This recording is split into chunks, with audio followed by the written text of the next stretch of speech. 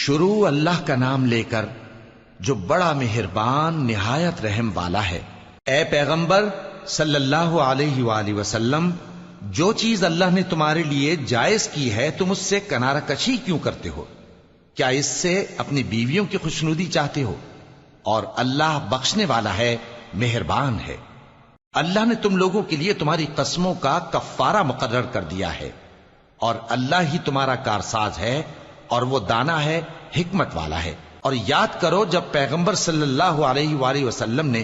اپنی ایک بیوی سے ایک بھید کی بات کہی تو اس نے دوسری کو بتا دی، پھر جب اس نے اس کو ظاہر کر دیا اور اللہ نے اس حال سے پیغمبر صلی اللہ علیہ وآلہ وسلم کو آگاہ کر دیا تو پیغمبر صلی اللہ علیہ وآلہ وسلم نے ان بیوی کو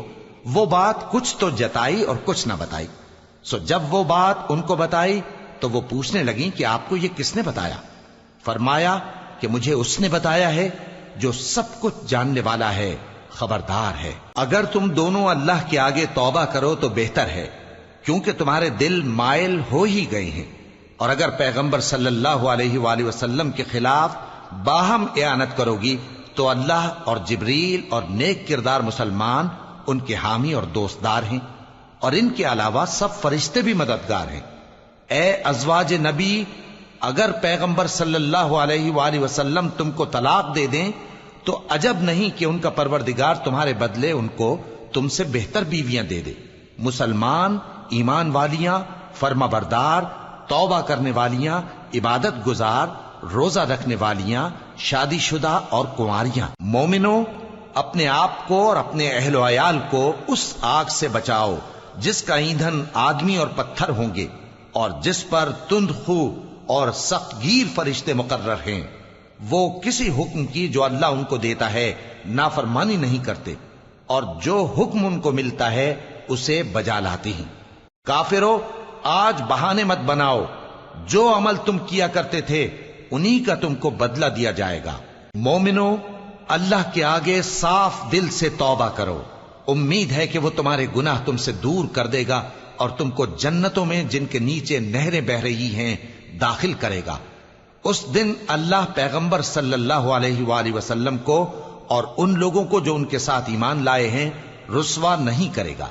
بلکہ ان کا نور ایمان ان کے آگے اور داہنی طرف روشنی کرتا ہوا چل رہا ہوگا، اور وہ اللہ سے التجا کریں گے کہ اے پروردگار، ہمارا نور ہمارے لیے پورا کر اور ہمیں معاف فرما،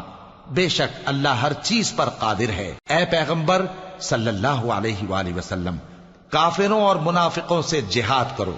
اور ان پر سختی کرو، اور ان کا ٹھکانہ دوزخ ہے اور وہ بہت بری جگہ ہے۔ اللہ نے کافروں کے لیے نوح کی بیوی اور لوط کی بیوی کی مثال بیان فرمائی ہے۔ یہ دونوں ہمارے دو نیک بندوں کے گھر میں تھیں، اور دونوں نے ان سے خیانت کی تو وہ اللہ کے مقابلے میں ان عورتوں کے کچھ بھی کام نہ آئے،